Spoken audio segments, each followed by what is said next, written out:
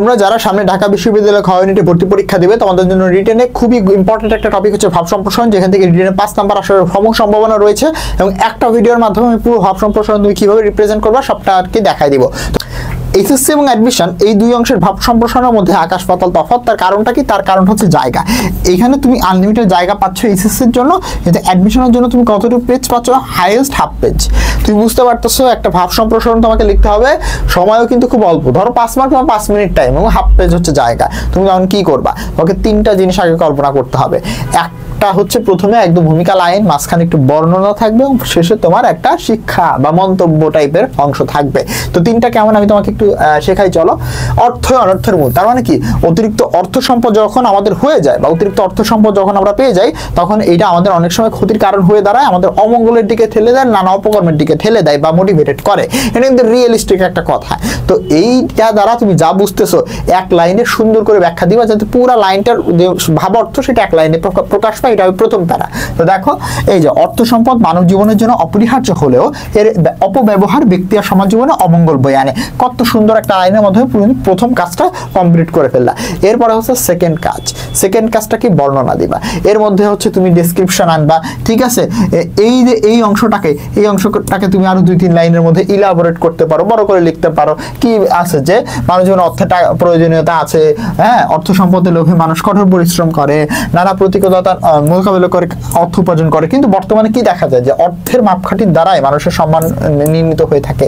ফলে মানুষ সব সময় হচ্ছে অর্থ চিন্তায় ব্যস্ত থাকে এবং কিন্তু সেই দিকে সে ফোকাস করে না যে অর্থ অনেক সময় তার জন্য অকল্যাণ বয়ে আনতে পারে। ফর এক্সাম্পল কি এমন হতে পারে? অতিরিক্ত অর্থ আদায় করতেছে সে, হচ্ছে যখন ব্যয়টা তার পূরণ হয়ে যাচ্ছে, পাশাপাশি দেখা যাচ্ছে সে জুয়া খেলায় বিনিয়োগ করলো বা একটা অপকর্মে সে বিনিয়োগ করলো বা তিনি বারে যাচ্ছেন। তো এই ধরনের অপকর্মগুলো কখন আসে? যখন মানুষের কাছে অতিরিক্ত অর্থ টাকা পয়সা থাকে এবং তার মন মেন্টালিটি নিচে থাকে।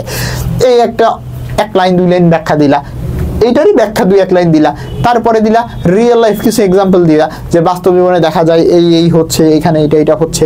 তারপরে কি দিবা? তারপরে দিবা এইটার আসলে ভালো দিক খারাপ দিক।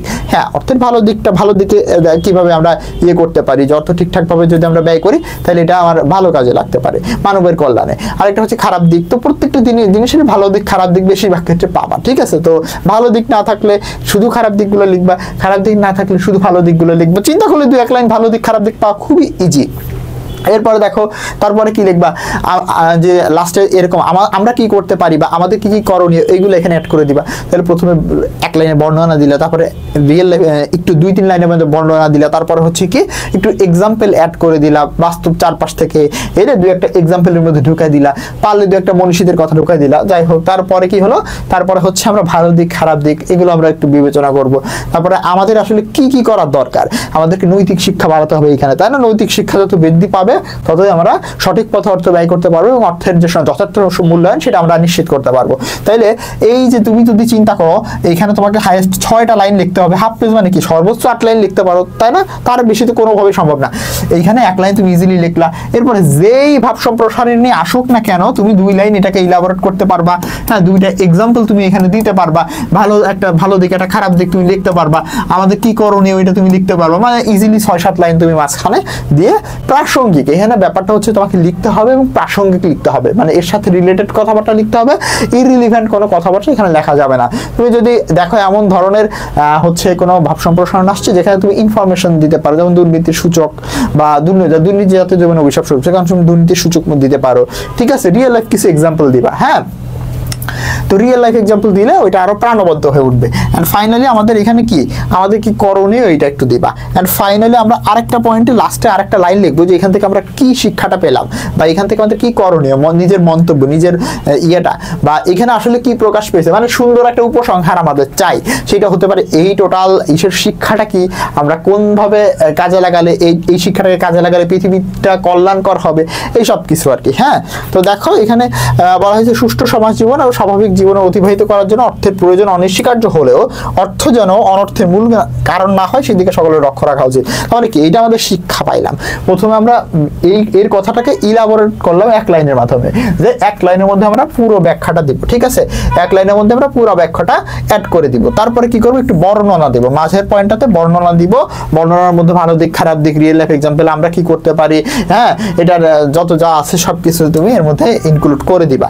এরপরে কি করবা, এরপরে হচ্ছে তোমার সুন্দর করে একটা এন্ডিং লাইন আসবে যেটার মাধ্যমে তুমি উপসংহার টানবা সুন্দর করে, যাতে করে হাফ পেজের বেশি জায়গা তুমি নিবা না। 5 নাম্বারের জন্য তুমি সর্বোচ্চ দেখা যাচ্ছে আর 9 লাইন লিখতে পারবা, হাফ পেজের মধ্যে আর কতটুকুই বা তুমি লিখতে পারবা, তার বেশি জায়গা তুমি পাবা না, 5 মার্কে আসবে, সময়ও কিন্তু কম। সো তোমার মাথায় যখন সেট করা থাকবে যে এই জিনিসগুলো, প্রথমে এক লাইনে বর্ণনা, দ্বিতীয়ত সুন্দর করে তুমি হচ্ছে প্রথমে 2-3 লাইন বর্ণনা, তারপরে রিয়েল লাইফ কিছু এক্সাম্পল দিবা, তারপরে ওইটা ঘুরতেছে তার কারণগুলো ব্যাখ্যা করতে পারো, তারপরে ওইটা হচ্ছে তোমার আমরা কি উদ্যোগ গ্রহণ করতে পারি এটাকে ইয়ে করার জন্য, বা আমাদের কি করণীয়, ওইটার ভালো দিক খারাপ দিক এই সব কিছু বর্ণনা দিলা। এরপরে লাস্টে সুন্দর আমরা কি শিক্ষাটা পাচ্ছি, বা এখান থেকে এই বিষয়টাকে কিভাবে কাজে লাগালে পৃথিবীর জন্য কল্যাণ হবে, পৃথিবী কল্যাণকর হয়ে উঠবে, কল্যাণকর পৃথিবী রচনা করা যাবে, সেই দিকে লক্ষ্য রেখে তুমি লাইন লিখে দিতে পারো, যাতে করে কিন্তু তুমি খুব সুন্দর করে একটা ভাব সম্প্রসারণ উপস্থাপন করতে পারো এবং কোনো হাবিজাবি কথাবার্তাও আসবে না, কারণ এই পয়েন্টগুলো যখন তুমি চিন্তা রাখবা তোমার এটা হয়ে যাবে একদম প্রাসঙ্গিক, ঠিক আছে।